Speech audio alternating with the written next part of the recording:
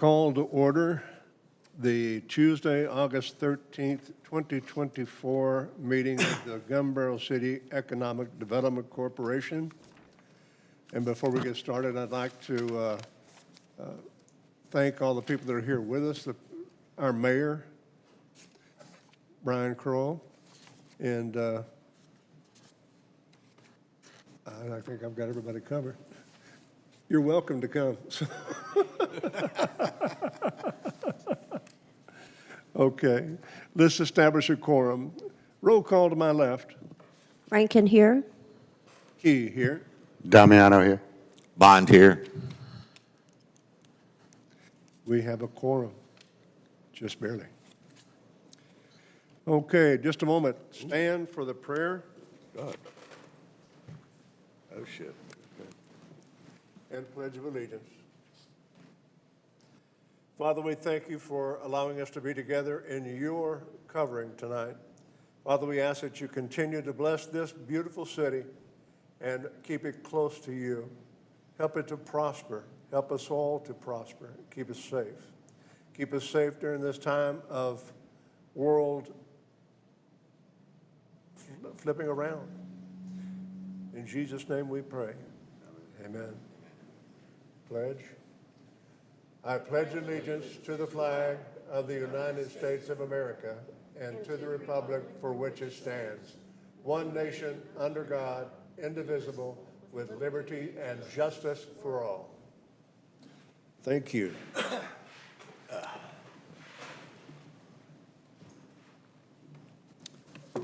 Okay.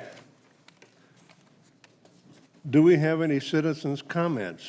If we do have any, they should be limited to 3 minutes each. No action may be taken on any comments. Any person desiring to speak must fill out a comment form prior to the gaveling order of the meeting. Individual citizens' comments are limited to 3 minutes, and the minutes are not transferable from one citizen to another.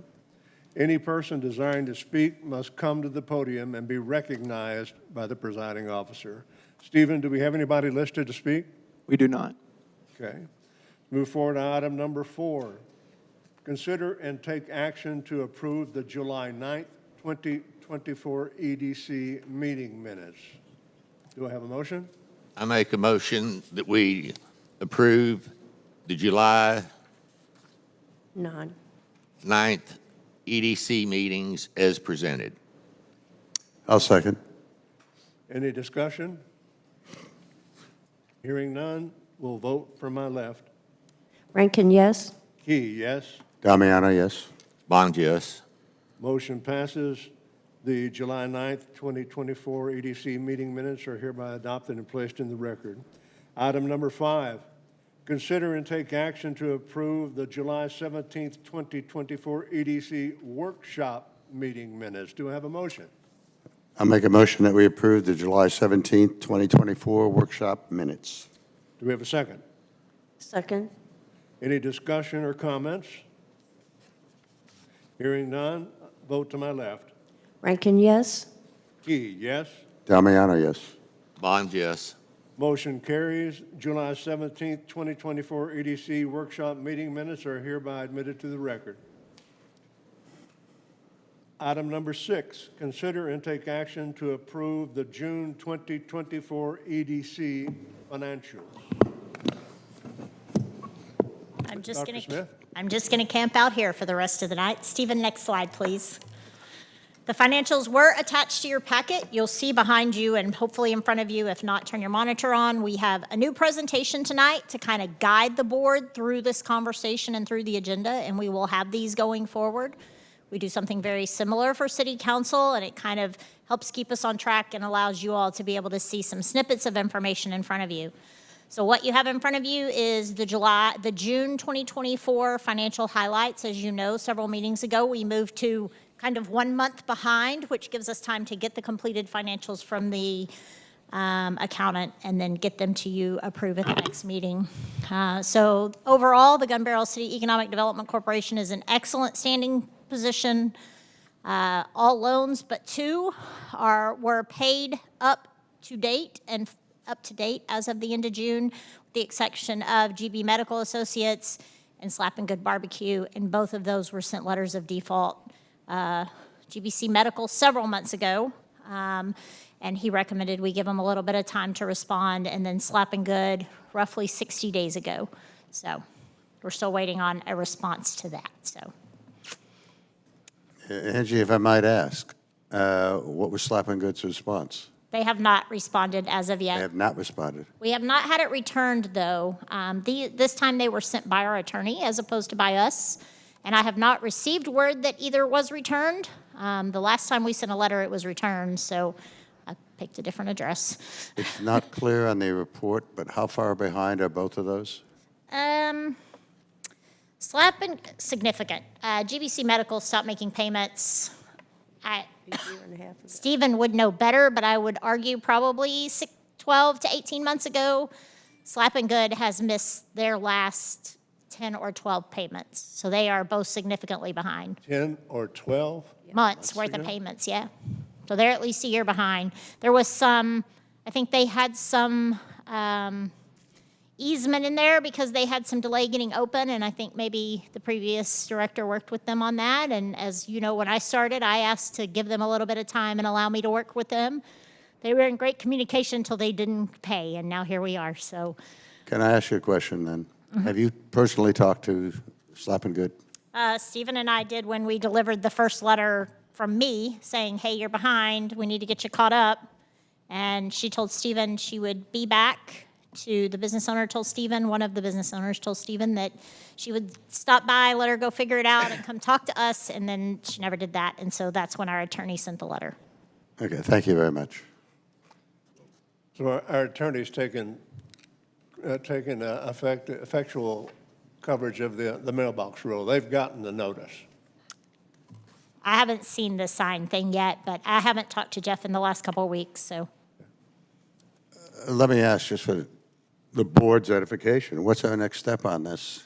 The EDC attorney asked us to allow them time to receive it. They have a set number of days to remediate once that happens, and then we will have to decide what legal action we take going forward. So, Because it seems like if they're 10 or 12 months behind, they've learned they can be behind and with no consequence. yeah. Okay. They potentially could. I inherited both of these I know behind. you did. I know that. So, I'm so not we're in laying the it at your process of feet. trying to figure it out. I mean, I guess what would happen in the future is, maybe if they're more than 90 days behind, that's when we start a collection process, which Stephen does with some of these accounts on a monthly basis. He has to continually call them and say, your payment's due, your payment's due, your payment's due. And he does that for, 45 days sometimes 60. But they tend to catch it up. We haven't had a problem with it. It's just these two accounts. I believe GBC Medical Associates actually went out of business They did. and sold their business or their location maybe. And Slap and Good is just, for lack of a better term, AWOL. So, Thank you very much. Thank you very much. Anything further discussion? May I have a motion on item 7? I move that we consider and take action to approve the June 2024 EDC financials as presented. Second? Second. Having a motion by Keith and second by Linda. Any more discussion?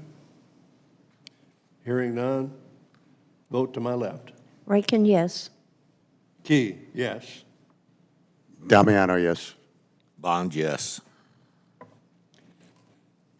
Item passes unanimously, and the 2024 Gun Barrel City Economic Development financials for 2024 are hereby admitted to the record. Item number 7, consider and take action to approve the 2024 Gun Barrel City Economic Development Corporation bylaws. Do I have a motion? I make a motion that we approve the Gun Barrel City 2024 Economic Development Bylaws as presented. Do I have a second? Second.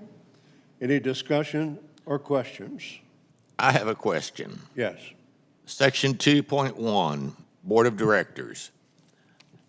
I don't see any place in there allowing for the alternates that are being advertised. When we did the Bluey, nowhere, when we were doing this, we didn't allow for alternates.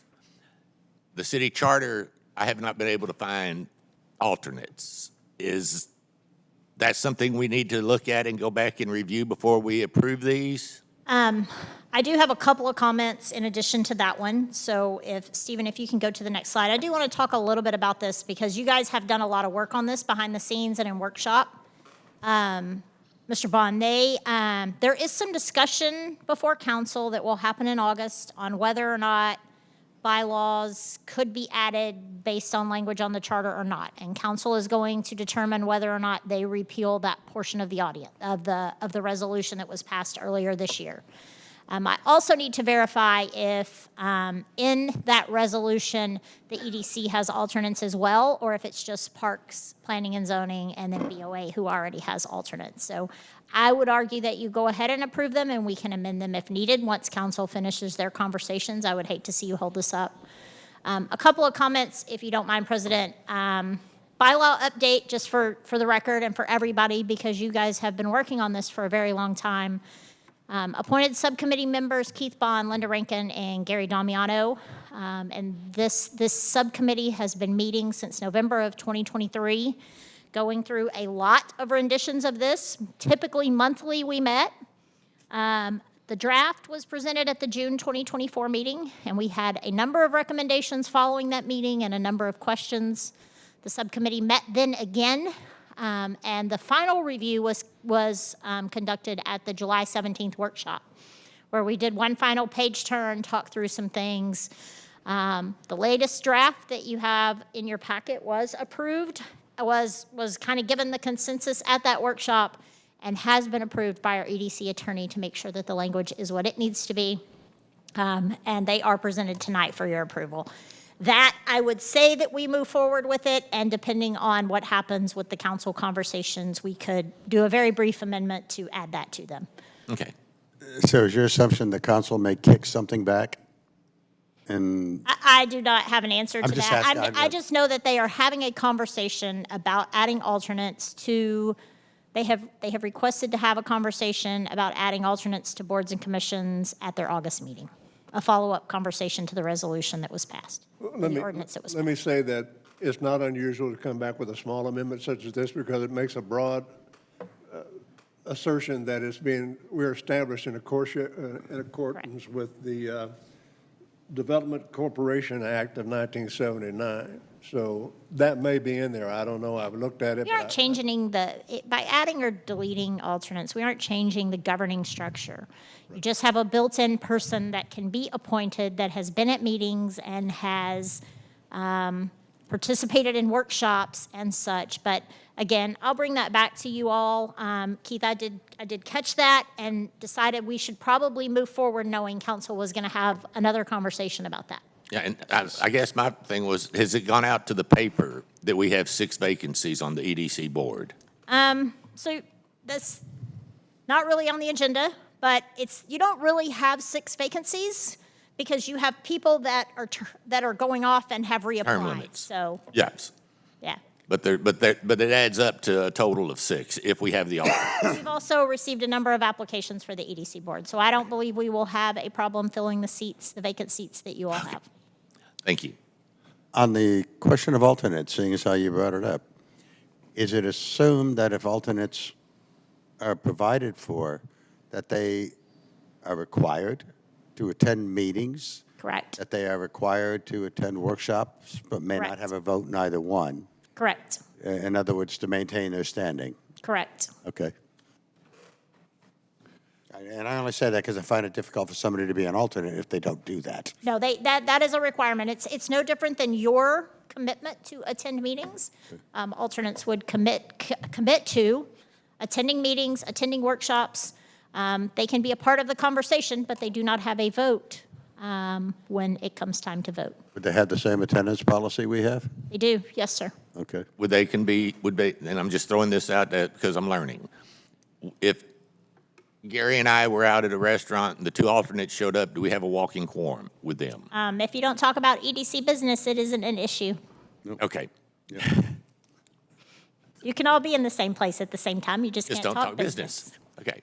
So we're going to put the question back on the floor as it was first presented. We have a second now. Second. Any other discussion or questions? Hearing none, vote for my right. That's you. Throw me a curveball. Bond, yes. Damiano, yes. Key, yes. Rankin, yes. Motion carries. We hereby accept and adopt the 2024 revision to the bylaws and place in the record as presented. Item number 8, consider and take action to approve the 2024 Gun Barrel City Economic Development Small Business Incentive Policy. I'll turn this over to Dr. Smith before we go any further, because we're going to have a lot of questions. Thank you, sir. Again, here, I just kind of want to highlight what this transition looked like for everybody, for a reminder for all of you. Paul and Charles aren't here tonight, but in addition, a reminder for the public who may be watching or saw our packet be published. Your Loan and Grant Subcommittee was appointed in January of 2024.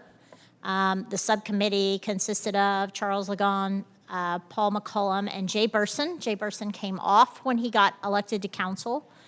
For many months, I would argue from January to almost June, that subcommittee talked about our loan and grant program within the boxes that we had set. Loans, and what did that look like? And grants, and what did that look like? In early summer, I attended a mid-year conference for the Texas Economic Development Corporation and had a lot of conversations with folks about the type of programs that they have. We had boxes. I came back from that, met with Charles and Paul, and presented an idea that we build an umbrella instead of a box. And there are two umbrellas. There's a small business umbrella. There's a larger business umbrella. Those programs look significantly different based on the number of employees and income that a business has. But we then started a different version of the rendition, right? We got out of the box of we can only do loans and these are loan requirements, or we can only do grants and these are grant requirements, and opened those doors open a little wider to build a structure within which the EDC board has a little more freedom to determine the best program and the best path forward based on the needs of the business. Does that make sense? You're with me?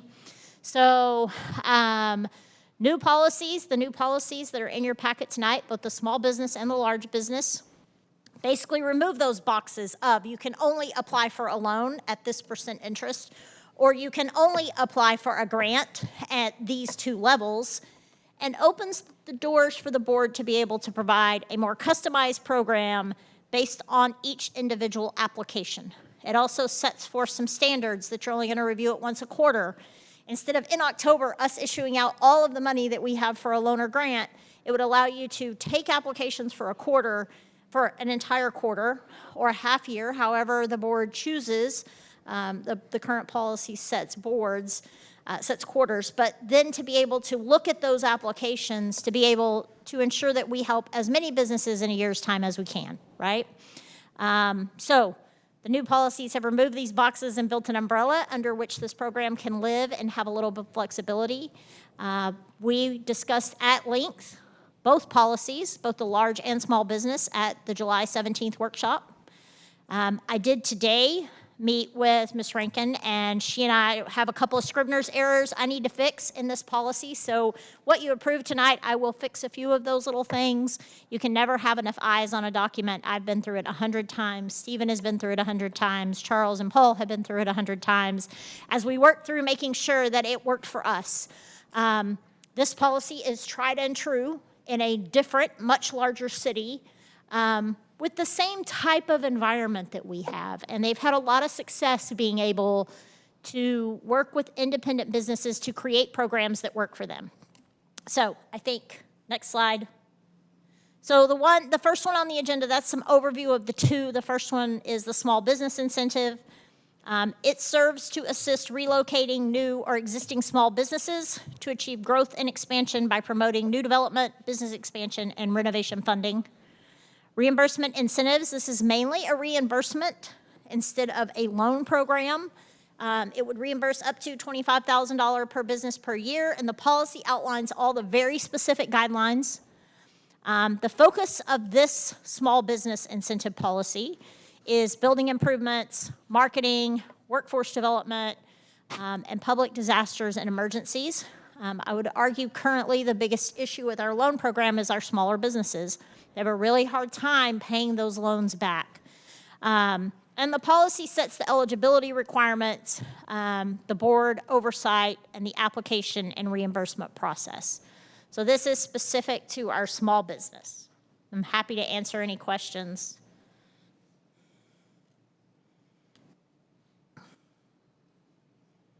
But outside of a few typos, this is, for all practical purposes, the gist of the policy is the same. I just have a few things I have to better define, I think. I think there's just one thing I wanted to point out to our board that I did not understand from reading this, but on item 2B, the last sentence, it says the incentive award decisions of the Gun Barrel City Economic Development Corporation Board of Directors are final. And even though we don't say it, it's an understood that it will go on to council. So I just want to make that clear. It's an understood. That's one of the small things that Ms. Rankin and I met about today that I will correct. As you know, everything that we approve here then goes to the city council. And in the large business policy, it says city, and that means the EDC and the city council, so I could use that same language in this, and that would help clear that up. It's a great question.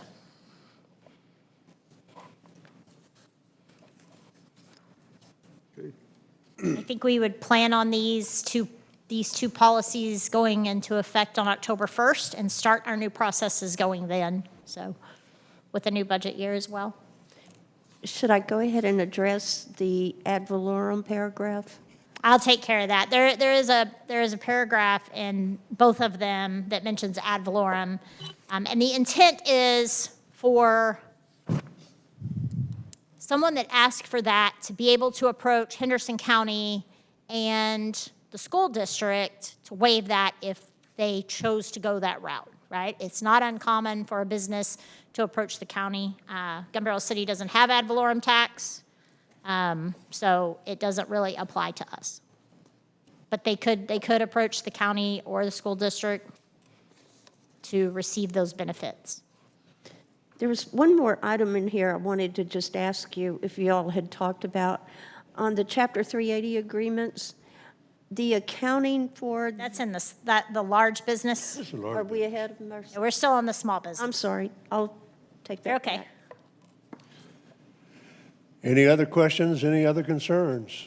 No, I'll make a motion that we improve the small business incentive policy. Bond second.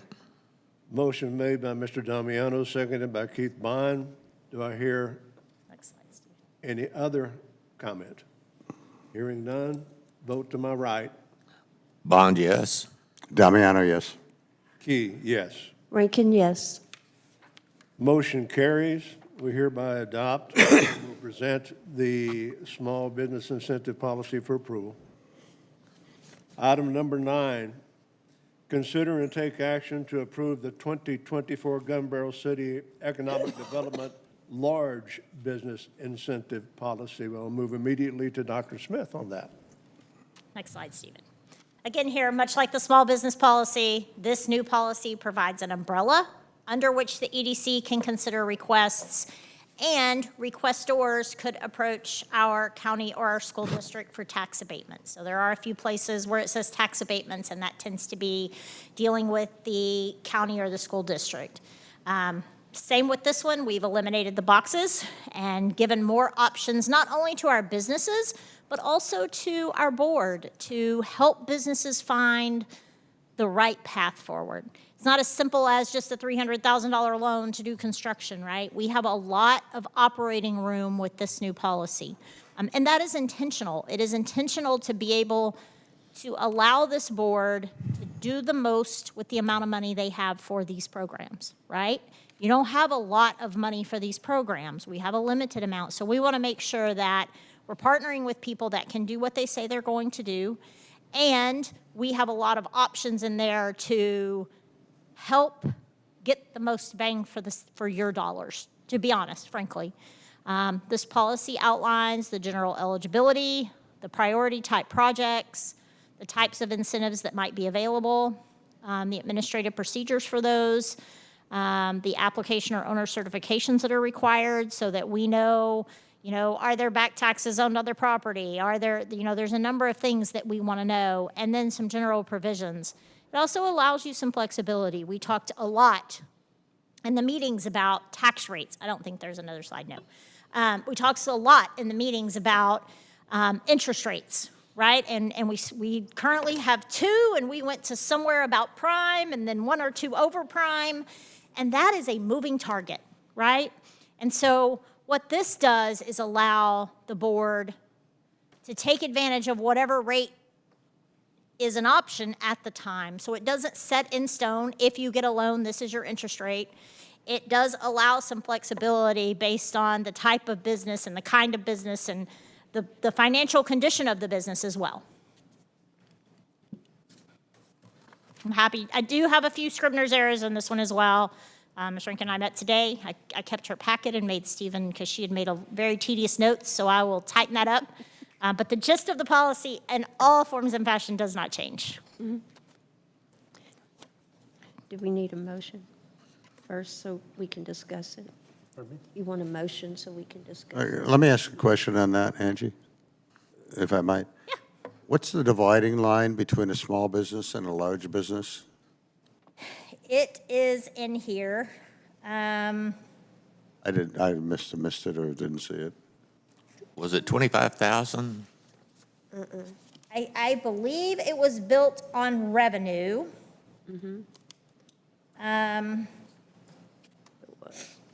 I should have looked it up because I knew someone was going to ask me that.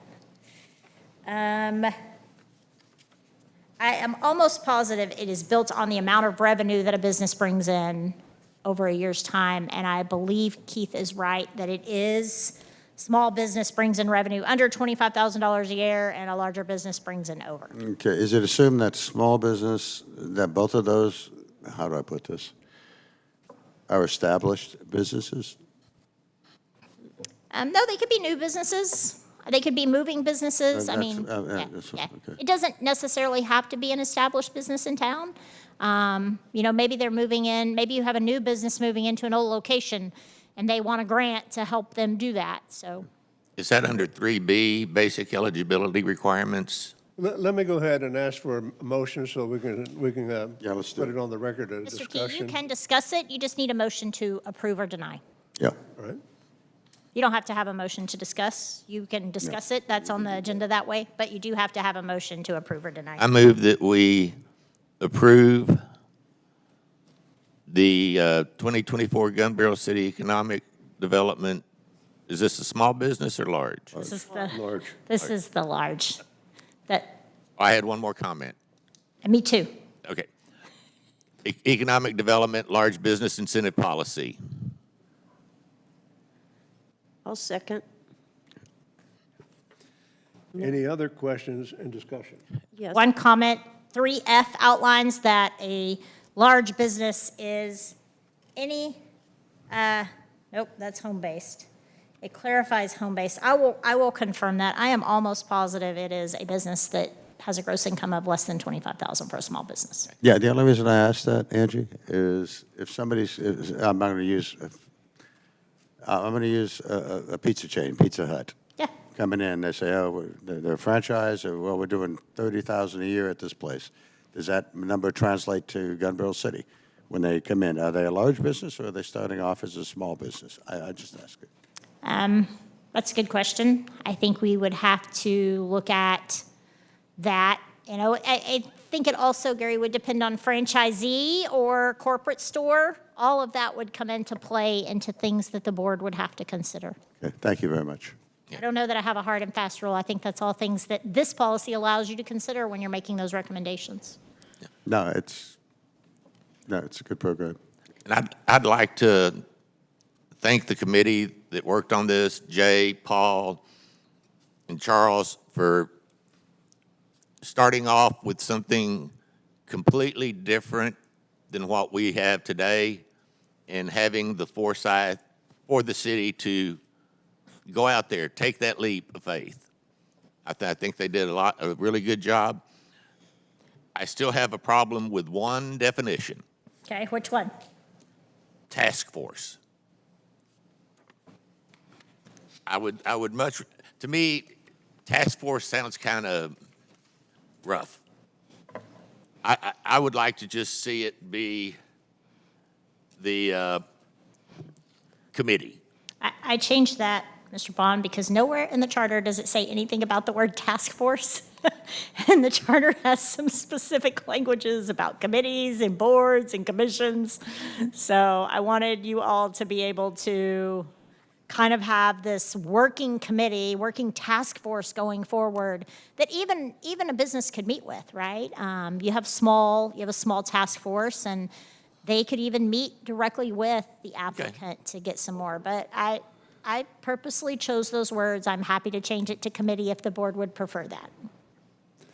I'm going to go ahead and call for a vote. Before doing so, I want to officially note that we've been joined by Charles Ligon. He is part of the vote now. Excuse me, I do have my questions, please. Go ahead. Okay, thank you. I wanted to ask you about Section 5.5. I know we had a few discussions about it today, but I want to bring it up one more time. Under Section 5.4, the last sentence, it says that the city may consider the sale, lease, or exchange of land without the necessity of accepting written bids pursuant to a published notice and at or below market value to further the objectives identified herein. And I want it just noted that the Texas State Local Government Code does not allow for the EDC to sell below market price. I will confirm that with our attorney. So would we have to sell it to the city or give it to the The city? city's rules are even more different than what the EDC can do. We have to actually go to bid as the city if we own the property. It's a unique, I had to clarify that because we have a couple of conversations about that later on our agenda. So I will clarify that with the city attorney, with the EDC attorney. Okay, and my last question is about the 380 agreement, because in the past, when we have had a 380 agreement, we've had to use our city secretary to keep the accounting. So do we need that stated in here? We do not. This board falls under, and the operations of it fall under our city guidelines, and so when our city secretary needs to step in, she does so at the advice of the attorney after it gets approved by city council. Okay. That's all. Now I'm calling for the vote. To my left. Rankin, yes. Key, yes. Damiano, yes. Ligon, yes. Bond, yes. Motion carries. We hereby and do accept the large business plan. Item number 10.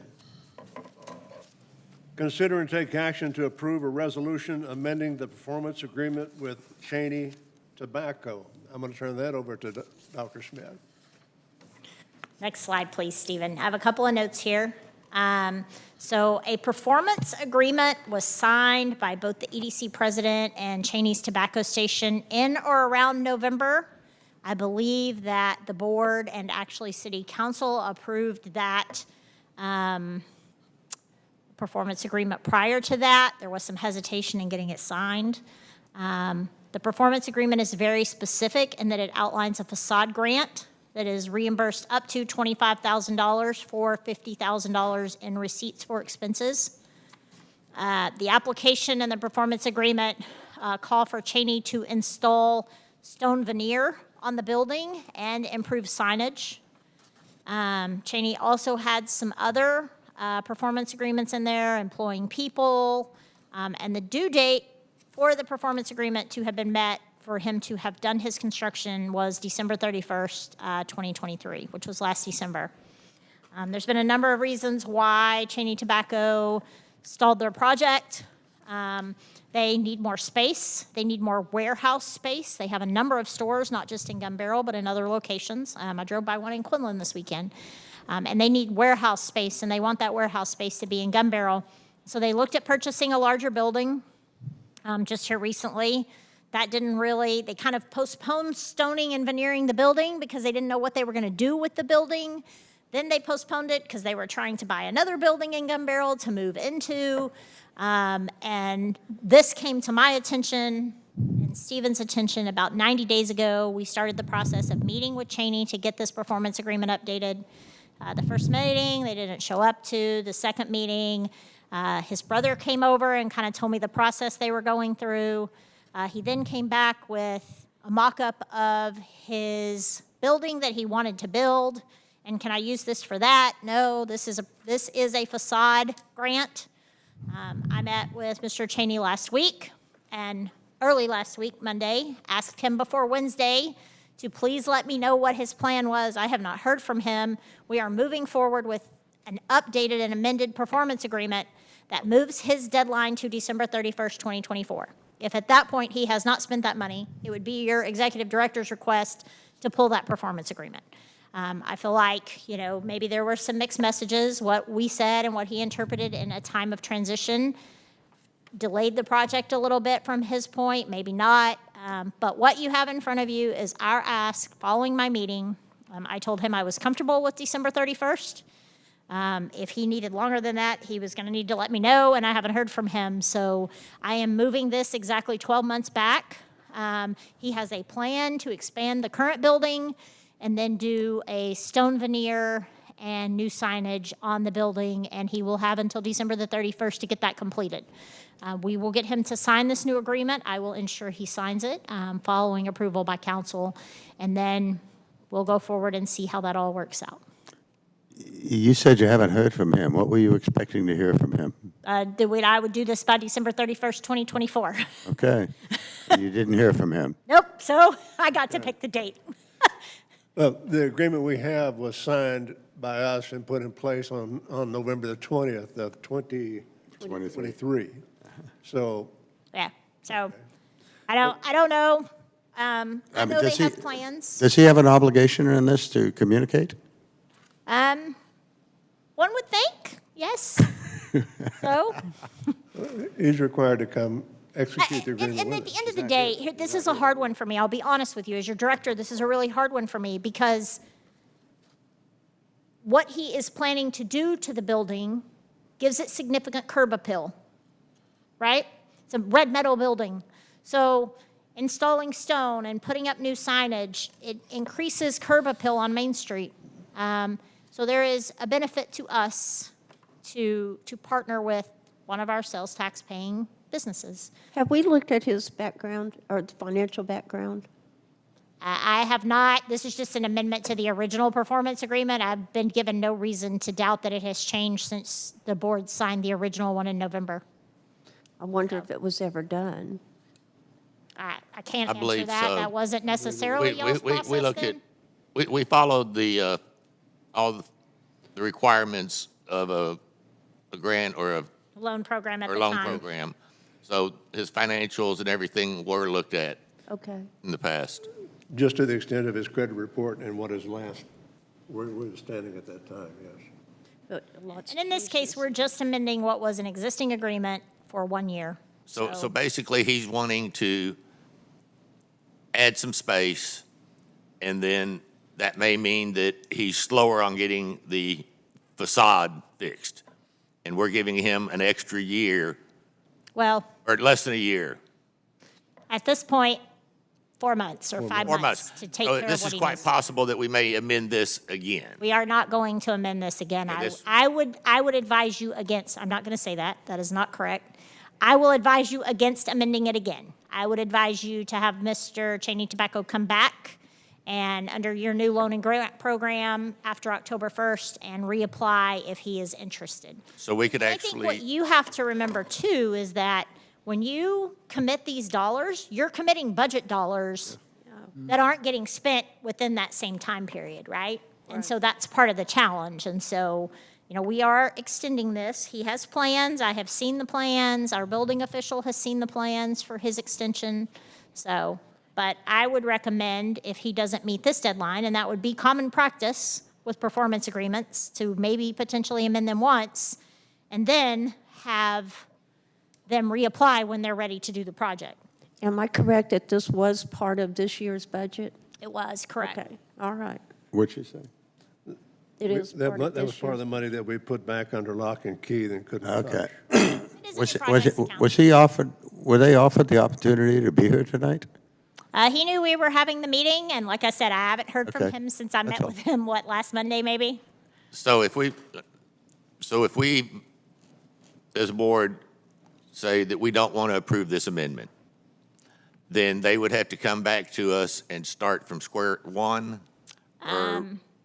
I would argue if the board does not approve the amendment, we find them in default of their performance agreement and cancel the performance agreement, and they have to come back and do whatever. I don't think it's in bad faith that he's not here. I mean, they're very, very busy. They have a lot of locations. He knew I was bringing this to you. He knew when he walked out of the office, if I didn't hear from him, it would say December 31st, 2024. I will tell you that is a tight timeline. If he is to build onto that building and then try to veneer a portion of it, that all has to happen in subsequent And order. he's going to have to Allow get me to ask this permits question and then. other. Yep, he has to get He's bids, going to he have to go has through the permitting process and all that, and The question begs to be asked, you did make the representation to him that if he didn't make any changes, we were going to approve Approve or put December it forth for 31st. approval for 2024. That was when he left me. If you can't do this, this is what I will put forth. If you can't do this, you need to let me know. Now, one would assume you have a performance agreement, you would reach out, but everybody does business differently, I guess. Not that. So this is just an amended performance agreement, so so and I just want to make sure that I'm understanding. In this new the amended one, it has nothing about a new building. it does not. He applied for a facade grant. It's just the original It's the agreement. same facade grant to install some type of stone veneer and signage. And 3 full-time, 12, That's part of the agreement. Yeah, he Part has of to the agreement. have there's So- some dates in there where he has to provide us information about how many employees he has, so. the building would be on him. If he doesn't have the facade done by December 23rd, he's in default Correct. December 31st, 2024, he would be in 24. default, and we would, at the end of this year. yeah, 100%. And what would we do? We would, considering him in default of his performance agreement, and Move on. there's got to be, Roy, some legal words about take it back. Well, because I've never been involved in a performance agreement that was in default, so I was just curious. Yeah, I'm sure there is some legal terminology in there for we're taking it back. We'll just get our attorney to write him a letter that we rescind the offer. Yeah. That it's in default and it's rescinded. I'm going to go ahead and call now for a second on the motion and a motion to accept. Do you have a motion? Yeah, we're getting one. I'm asking for one right now. Okay. I'm asking for a motion on item number 10 on consider and take action to approve a resolution amending the performance agreement with Cheney Tobacco. I'll make a motion that we not amend the performance agreement with Cheney Tobacco. Do you have a second? Bond second? Any discussion? Hearing none? Mr. President, I just want to make sure that I understand, Gary, that you are recommending that we cancel his performance agreement and not extend it. I want to make sure everybody No, understands. I'm recommending that we don't amend the existing agreement and live under the current agreement. We that make can't sense? leave under the No. current agreement because the current agreement expired on December the I'm sorry, 31st. say that again? We can't live under the current agreement because the current agreement expired on December the 31st. So if you opt tonight not to update this agreement, then we are pulling that agreement from, I'm sorry, Mr. President, but I want to make sure everybody was on the same page. No, it's a fair question. I got that If wrong. you choose not to amend this, then we are considering him in default, and we will contact the attorney to withdraw the agreement. Allow me to give Mr. Damiano a chance to amend his motion. You want to withdraw your I'm motion? not sure, I want to make sure I do it right. Okay.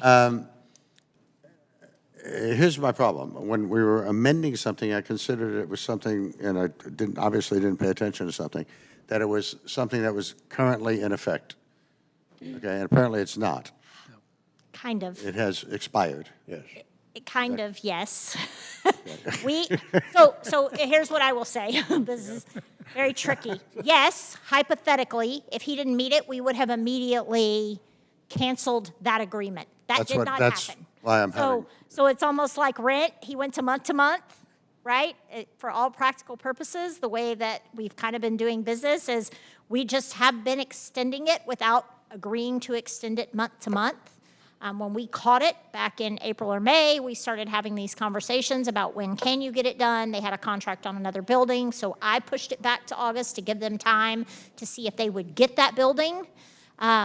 For all practical purposes today, Cheney Tobacco is in default of their performance agreement.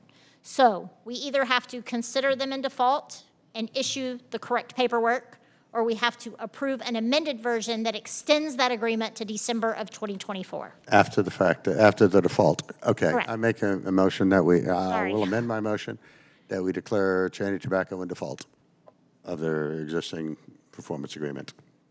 That makes sense? That makes sense. Thank you. So what Mr. Damiano is proposing, just so everyone understands, is that we not approve this amendment, Right. and we declare them in default and ask them to come back and apply for grant dollars Okay. again or later. I guess They have to go back before the city council Wait. and the entirety of the the whole way I'm looking, process. would we not just read the motion as it is, and then if you weren't in favor of it, it would be a no vote? You can do either. Either one is appropriate. You can I mean, approve because- it as it reads. You can, the amendment can be changed in any way. Okay. That's a common practice. What Mr. Damiano is proposing is to declare Cheney Tobacco, I added Cheney Paper in Rockwall, and it's so hard for me to say Cheney Tobacco, in default. Which is what they are. Yeah. No, I don't disagree. You know, it's, do I have a motion and a second. you have a second? Let's have a second from Ms. Linda Rankin. The motion was from Gary Damiano, seconded by Linda Rankin. Any other discussion? Hearing none, we'll move for a vote from my right.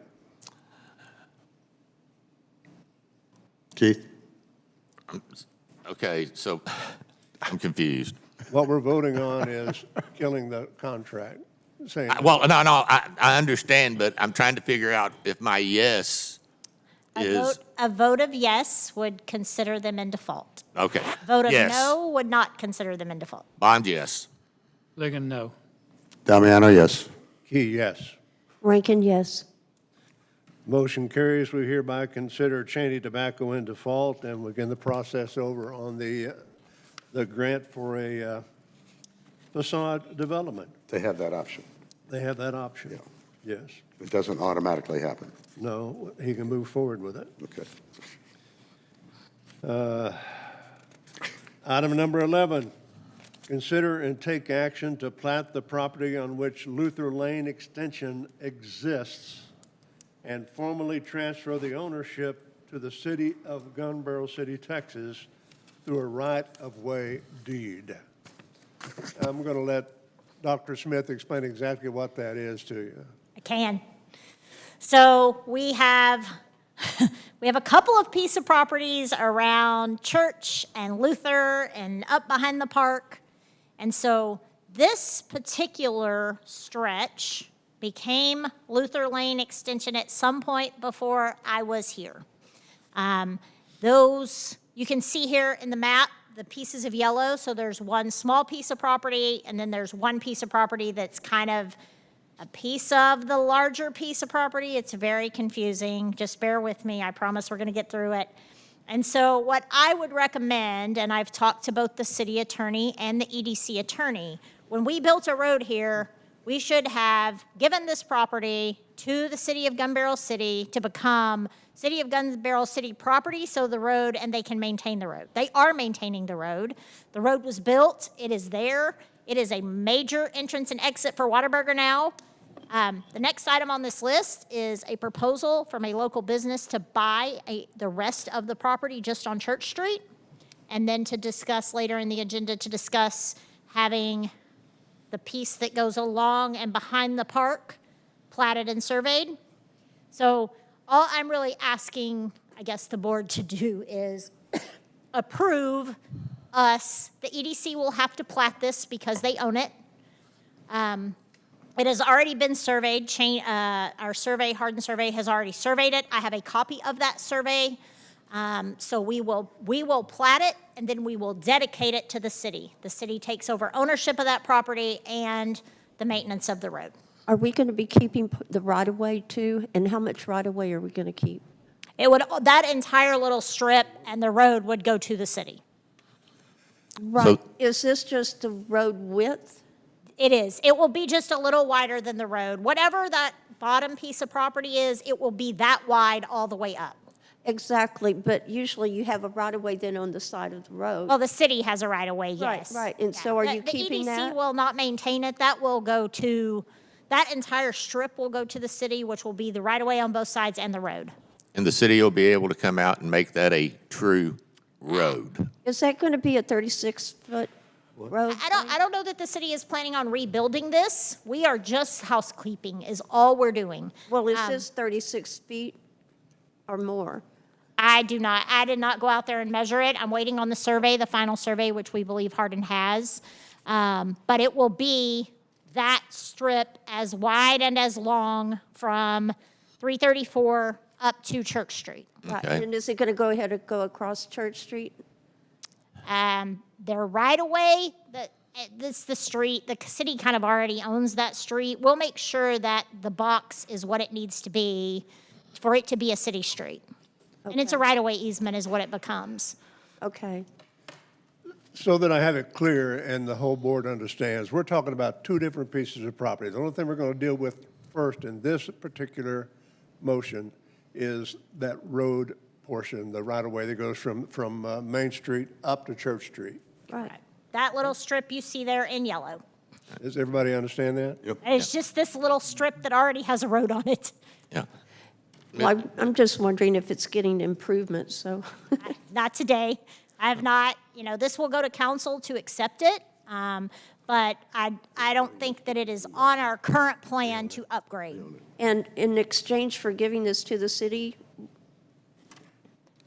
any wonderful incentives? In reality, they already pay for it. They already pay to maintain it. Okay. So, hypothetically, they could come back and say, okay, it's your road, you fix it. We don't want that to happen because The way this is written is we're giving them a right-of-way deed on that piece of property. that's basically Right. what happens. And it's up to them to maintain the right-of-way. Correct. So in reality, we are incorporeal owners of that property. Correct. You're giving that, for all practical purposes, it simply is, I had to confirm the language with the attorneys to make sure I had it very right on your agenda so that, and both attorneys have seen it so that I don't do it with one and the other one get it and say that's not the right language. So both attorneys approve the language that's on your agenda. If you make a motion to approve it as it's written, then it allows the EDC to plat that and give it to the city to maintain as a right-of-way. Well, Giving it to the city as a right-of-way deed. Yes, but the city It's two will different take, things. the city will take over ownership of this piece of property.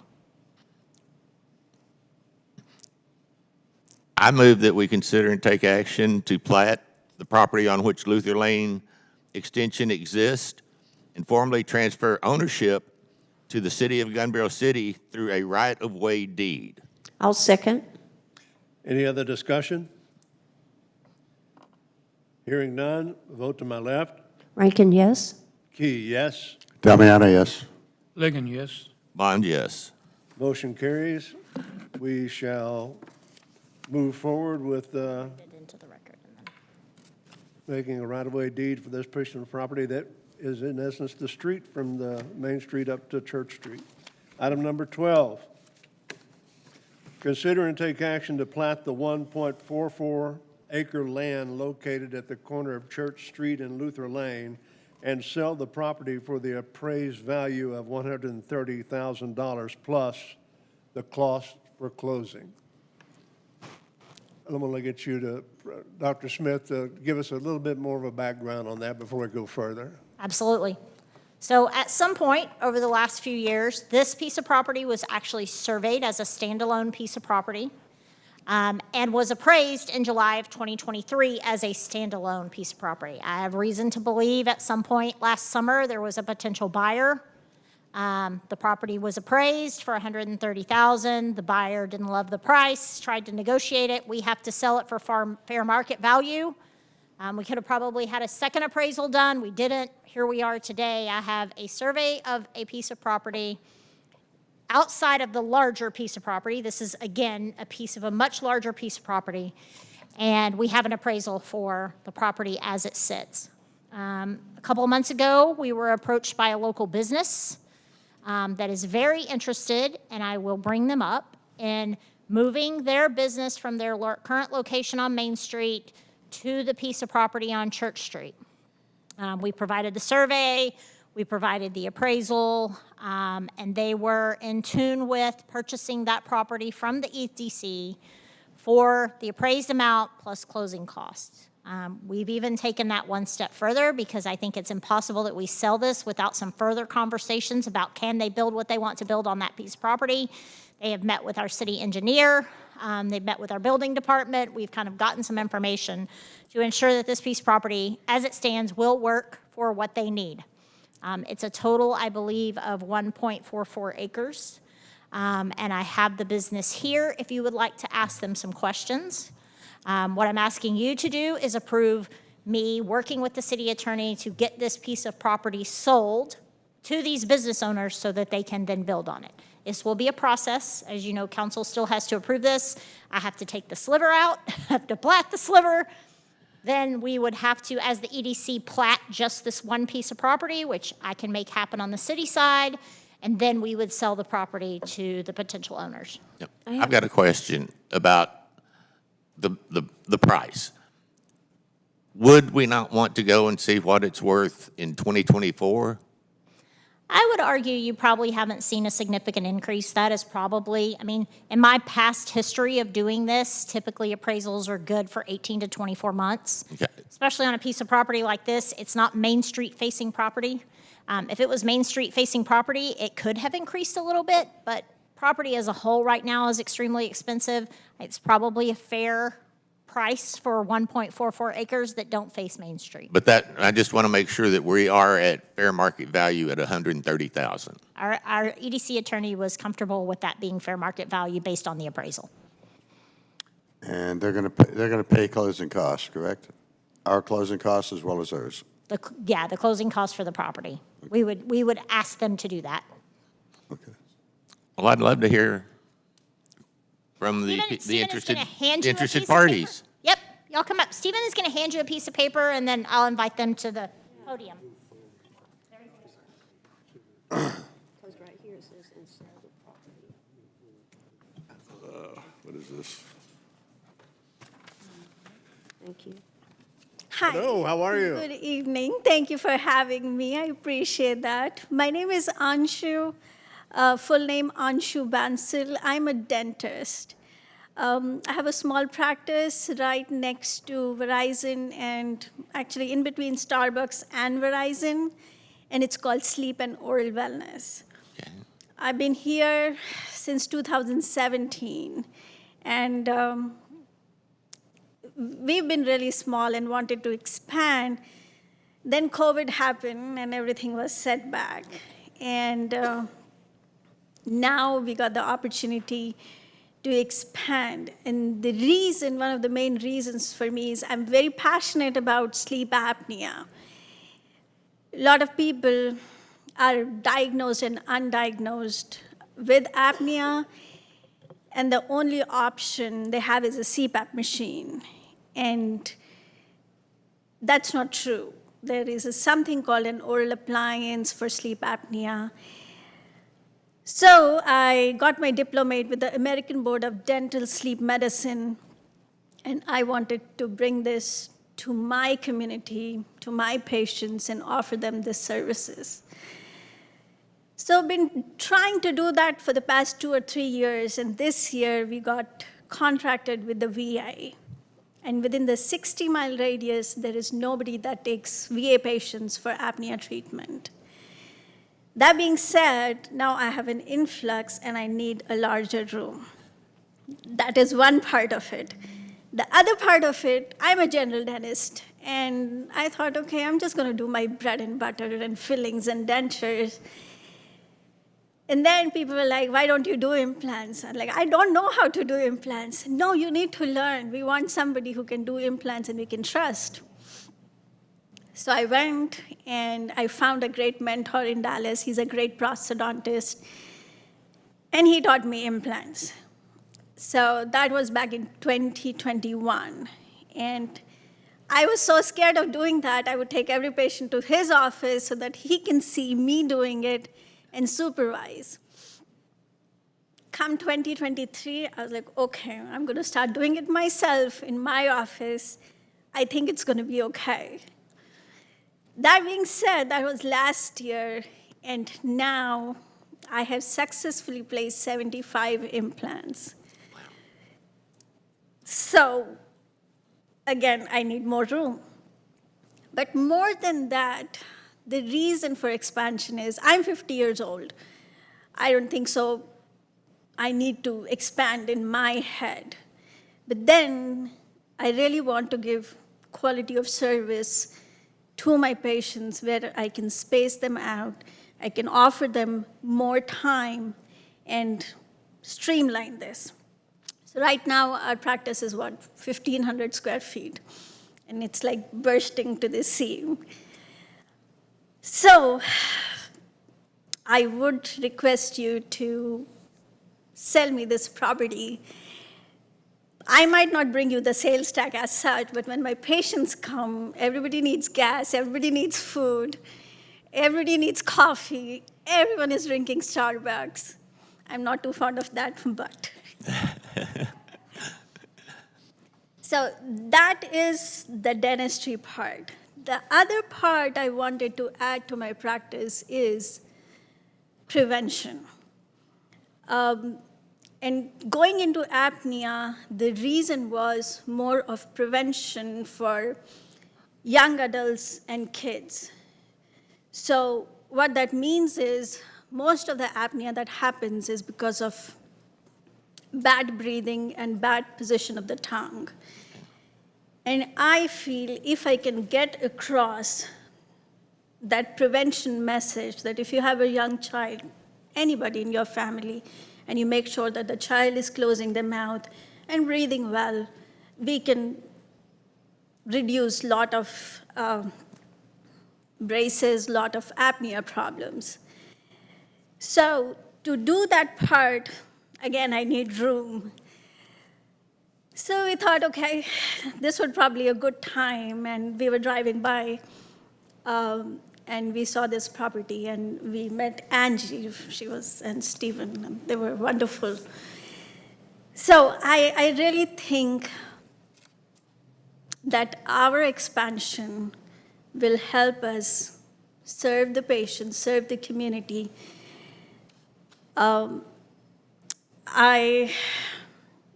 Apart from another aspect to my practice would be special needs. I think I'm the only very few one that does special need dentistry in and around Gun Barrel City. I have partnered with a sedation doctor who can sedate my patients, and we can do. We've recently partnered with a grant service who reached out, and they were like, okay, we've seen that you're working on special need patient. We would like to offer you our patient where we give certain amount of grant for dentistry for these patients. So those are the collective reasons for me wanting to expand. to a larger property. So again, a humble request that if you all agree, we would like to buy this property and help the community, especially our veterans and special needs patients, and give them a good quality dental service. Any questions? I would like to ask, have you already done any work towards getting your floor plans or your site plan done? So we were talking to Mr. Joe Mondo and trying to make up a site plan. We haven't contacted an engineer. There are a list we have that we're going to start working with as soon as possible to get everything going. That's my better half who knows more about the site plans. Could you come to the podium, please? And introduce yourself. So my name is Sri Panda. I'm the better half. I consider myself the wife in this relation because I work from home. She comes here. We both live in Dallas. Our kids go to UTD, so we have twin daughters that go to UTD.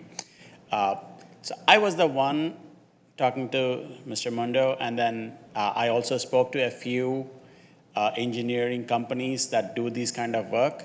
Most of them are based in Dallas. They are saying, unless you sign a contract, we don't want to engage with you. That's the kind of challenge we have. We tried to work with one here. What was that? Billy Odom. Billy Odom. That was pre-COVID when we were planning on building something. He had built out a plan for a building, a construction, but not a site plan or a survey per se. We do, once we get the yes, go ahead, then we definitely plan to engage the engineering companies, sign the necessary agreements, and they can then start working on those kind of plans for us. One thing that I'm speaking from past experiences here, whenever we offer a piece of land, we want to be sure that the persons that are going to be our partners are capable of fulfilling that promise of purchase, whatever we do. Do you have any kind of hesitancy that you would not be able to afford the building once you had the land? No, so we got pre-approved for about $640,000 to buy the Maybank Medical Center. That's on Mason Street. The reason we are hesitant to go with that, and again, this happened after we were already made up mind, is that is a medical center, and as a dental practice, she needs water faucets in every room and stuff like that. So that we again did an evaluation of how much it'll cost us to refurbish that to be a dental practice.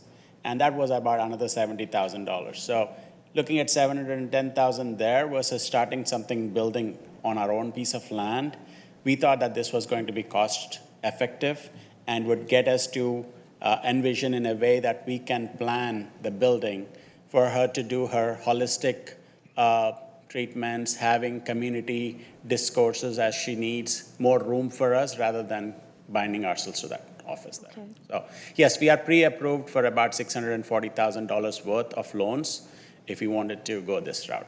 The only challenge here is this might take us a little longer than that, and the bank loan process for buying a land and then construction takes a little longer, but then we are definitely interested in moving to a new location. Like she said, the Starbucks traffic takes up our parking spots, and then we get kind of boxed between those two and our visibility is not there. So we want to have better signage, better visibility, and our own office to call. Yeah. Right. Do you have and I'm not that I want to hold you to it, but just a guesstimation of a time frame that it might take to complete this if we go ahead and approve the sale of the land? So during the COVID era, again, you couldn't promise a builder or a construction guy to come in. But now I'm hopeful, and talking to Mr. Mundo, he said that buildings can be constructed thus. I showed him the plans. He said, okay, if everything goes well and you do everything to the site plans and the city's ordinances, then they should be done within 6 months or less, Okay. Yeah. So we're looking possibly 2024. Yeah, so Or, 25, 2025, spring, maybe mid-year. 25 spring before summer, yeah, definitely. That is our plan. Okay. I'm good. May I make a motion? You want me to make a motion? Any other questions for us or for them?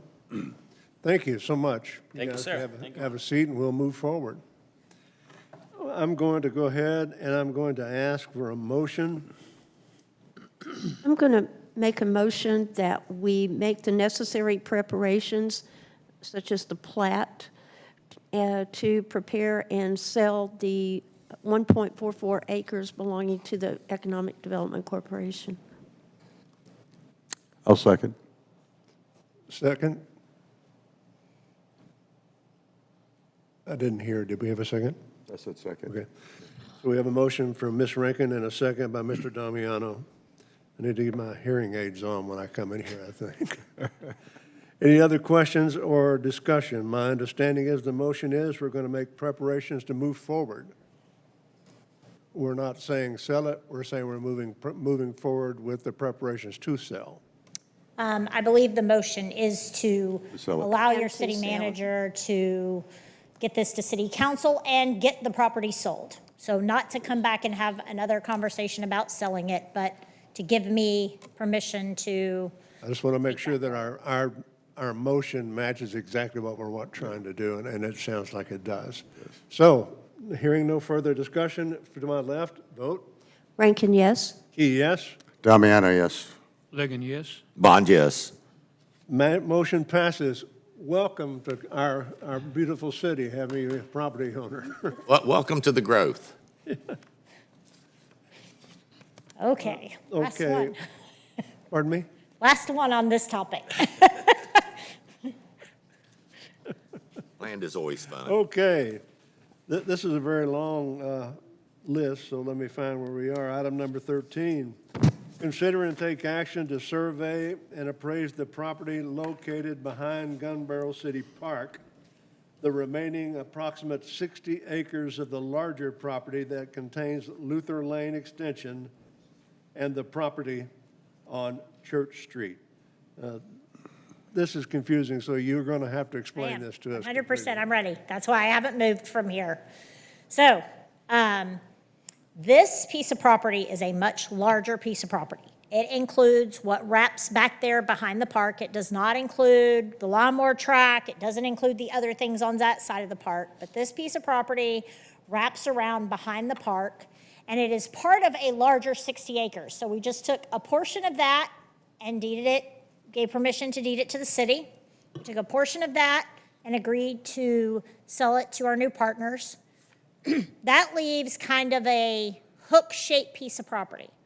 I have been approached by a developer who is interested in purchasing that property, putting a road in, extending Luther Lane Extension at his expense, and it will allow him access to the neighborhood that he's building on the left side of the road, and then give him potential development space on the right side of the road behind the park. As a part of that, I have asked for, and again, this is all right now technicalities because we can't do anything with it until we have it surveyed, which is the purpose of this, to make that drive along the back of the park that also goes by the amphitheater, have a permanent right-of-way granted to the city so we continually have access to our park regardless of the improvements he makes to that road. He would never close it down so we couldn't get to our park. That's all technicality we have to figure out. This item is to grant me permission to act on behalf of the EDC, have this piece of that larger piece of property surveyed and appraised. We will partner with a local surveyor, we'll partner with a local appraiser.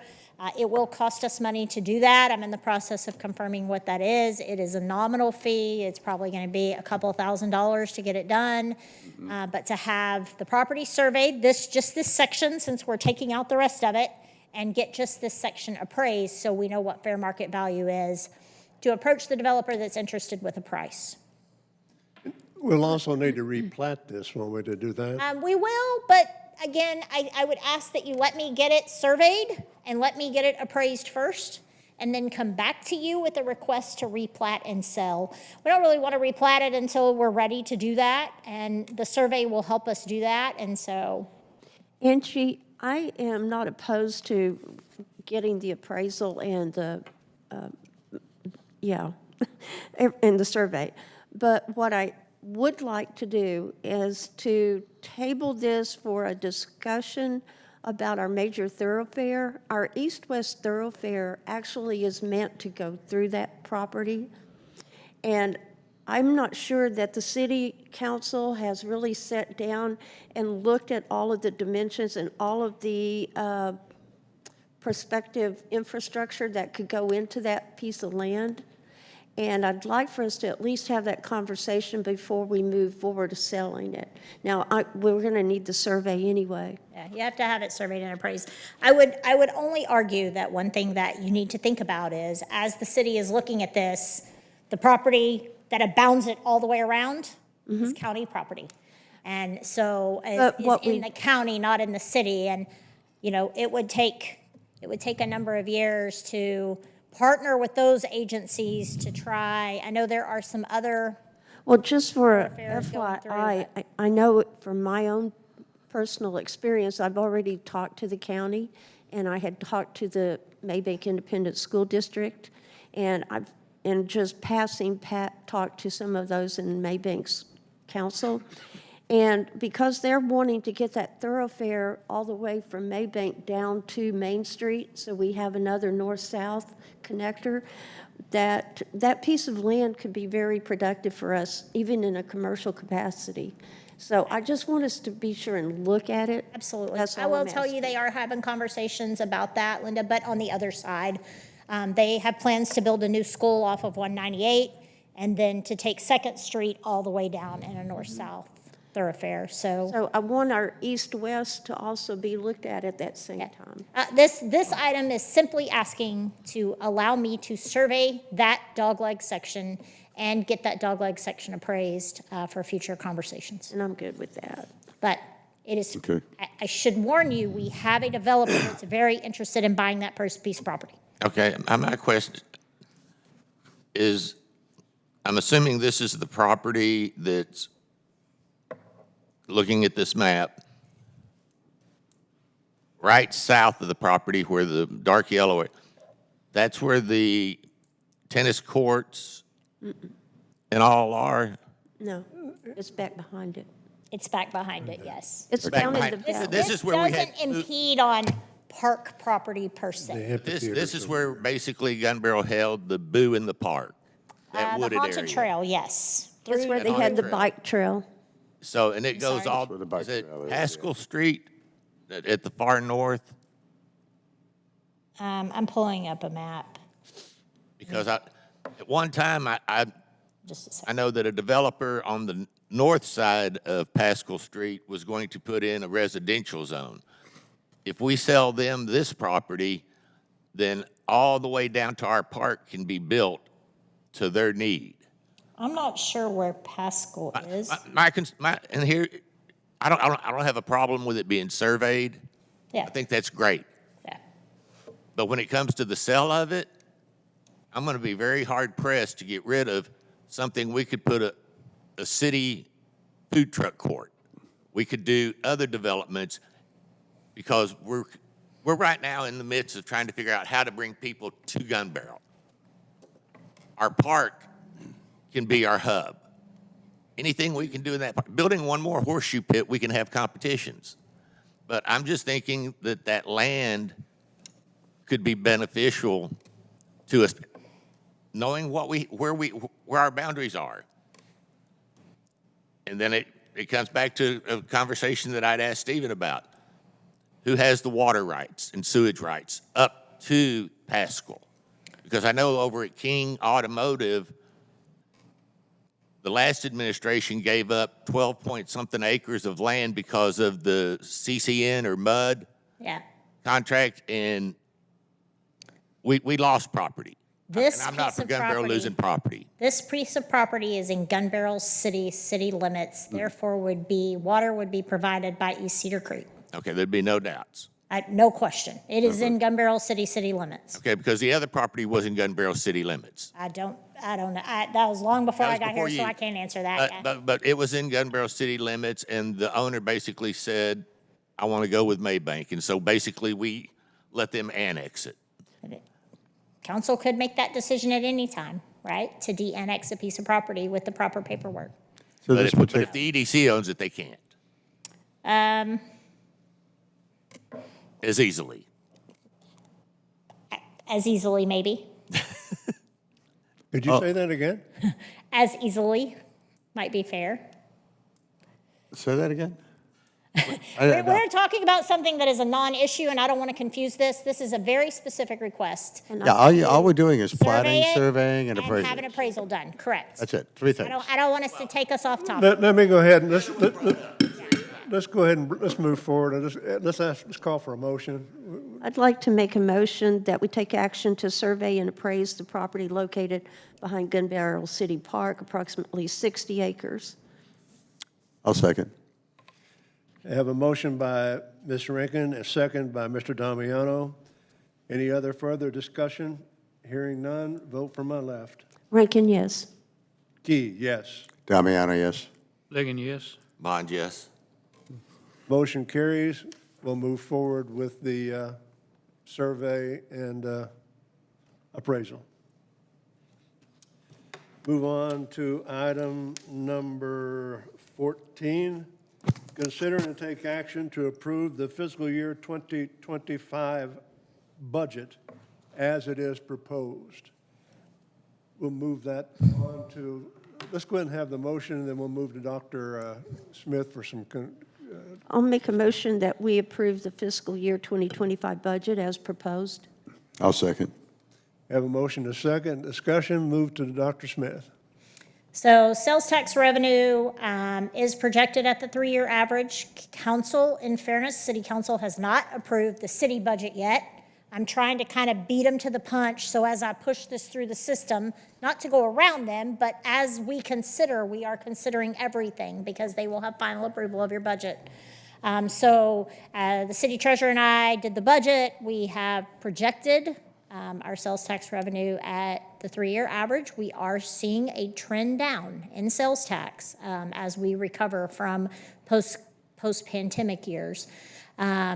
In this budget, the executive assistant is projected to receive an approximate 3% raise. I took that position and put them on much the same pay scale. I put your director position on a similar pay scale to kind of figure out what that would look like going forward. So once you have that position again, then you all can approve that pay scale as part of your budget, maybe in a mid-year budget amendment. Expense projections, for the most part, are based on a 3-year average and take into consider contract increases. We have a few folks that are having contract increases going forward, and we have plugged that in, businesses that we partner with. I budgeted the large business incentive program. My job is to present a balanced budget to you. At $101,000 available, and the small business incentive program at $440,000, and that is inside this budget year. As you know, you also have other dollars and project accounts and such that you could pull from at that time to provide incentives. So I'm happy to answer questions. The major changes this year, we put a significant amount of money into training for both staff and the board. To be able to do the workshops and the different things we did to really get the board set up for success under a new regime headed forward.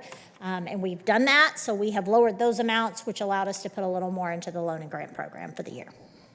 I'm happy to answer any questions. I know we've all looked at it. It came out as part of the preparation package, and there are a couple of things that kind of went on, but it looks good to me. I'm ask if we go ahead and take, if we have any other questions? No, it's a good budget. I mean, we have the option to amend Sure. if we have that need. And it's a good budget to look at, to work from. It's a It's a good. starting point. I'm going to go ahead and ask for a vote to my right. No, I move that we consider and take action to Already made a approve. motion. We did have a motion. We did have a motion. Never mind. He's making a motion. We have a motion and a second on the floor. I said he's making another one. We've got to deal with the motion that's on the floor. You have a motion on the floor. It's part of the conversation before or after the motion. You have a motion on the floor, Mr. Bond, to approve it as presented. I didn't hear. Okay, Do we have a second?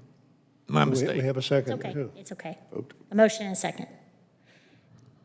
Move to vote. To my right? I knew you'd do that. Bond, yes. Ligon, yes. Damiano, yes. Key, yes. Rankin, yes. Motion carries. We'll adopt the budget for 2025 as presented. Item number 15. 15, consider and take action to appoint subcommittee members to a business retention and expansion large business subcommittee. Dr. Smith? We will have 3 of these, and they will all go relatively quick. We have discussed this at length in your workshop, and that's why there are names on each slide, because you guys did discuss this and kind of agree to move forward. This is the information that was presented to you at the workshop. We're going to approve 3 subcommittees tonight. A large business and retention large, a business and retention small, and a festival and event subcommittee. So what you see in front of you is what was on the handout at the July 17th meeting. And for the large is to appoint Linda Rankin and Paul McCullough to this subcommittee. Both have agreed to participate in it. And kind of what the goals of that subcommittee will be: visiting businesses, over 10 employees, really meeting with those managers and seeing how the EDC can help strengthen our businesses in Gun Barrel. What do they need? How do we help them? Unfortunately, we don't have enough staff to do business retention and expansion visits, and we should be doing those. I would argue our chamber maybe doesn't do them enough, right? And so, Joanne, I'm not saying something Joanne doesn't know how I feel about it, so it's no hard feelings, but we can really partner together. I have their member list. I have our certificate of occupancy list. It's going to take some background work. Stephen will start setting up monthly meetings for each group, but this is the large business group for over 10 employees and the 2 members that agreed to serve on this subcommittee. Call for a motion. Make a motion that we approve these, business retention and expansion large Second. committee. Bond, second. Any discussion? Hearing none. Vote from my left. Rankin, yes. Key, yes. Damiano, yes. Ligon, yes. Bond, yes. Move on to item number 16. Consider and take action to appoint a subcommittee members to the Business Retention and Expansion Small Business Subcommittee. So this is businesses under 10 employees. This is our smaller businesses. Same type of visit, just with a different kind of business. And this is Mr. Key and Mr. Bond have agreed to serve on this subcommittee, and I just need approval from the board to form the subcommittee and the goals that you see listed on your screen. Have a motion. I make a motion to consider and take action to appoint subcommittee members to a business retention and expansion small business subcommittee. I'll second. Motion made by Mr. Bond and seconded by Ms. Rankin. No discussion. Hearing none. We'll vote from my left. Rankin, yes. Key, yes. Damiano, yes. Ligon, Bond, yes. yes. Bond, yes. Got excited. Motion carries. We hereby appoint the Small Business Subcommittee. Item number 17, consider and take action to appoint subcommittee members to a Festival and Events Subcommittee. Next slide, please, Stephen. This is the 3rd and final subcommittee, and it was the 3rd and final, I'm losing my voice, the 3rd and final priority set by the board during their meeting, discussed during the board during their workshop with Super Dave Quinn. And this committee also meet 1 time a month. The goal here is really for this committee to focus on how do we get more people to Gun Barrel. And list, make a list of all the places that are available to rent to have events. We have a lot of them, and we don't necessarily have a list for that. And then begin to start to plan, how do we get people into Gun Barrel City? The lawnmower races. We do some really great things that we partner with the EDC on, and how can we do more of those with a staff that is very limited on the city side? So same concept, this group will just do a little different, and start to look at how do we capitalize on the fact that every hotel in this town and every Airbnb in this town are full on the first Monday when people are in Canton, right? How do we capitalize on some of those things to bring even more people to Gun Barrel and spend time in Gun Barrel, not just as an overnight stay? And this would be Gary Damiano and Charles, I'm going to say his name wrong. I say it wrong every time. Ligon. Ligon. I don't know why I can't do that, but I can't. It gets Ligon, it gets Ligon. Yep. Any other questions or discussion? Hearing none, ask for a motion. Motion to appoint subcommittee members Gary and Charles to a festival and events subcommittee. Bond second. Have a motion by Ms. Rankin and seconded by Mr. Bond. Hearing no other discussion, vote from my left. Rankin, yes. Key, yes. Damiano, yes. Ligon, yes. Bond, yes. Calling for any objections to adjournment. Motion to adjourn. I got to hit that one.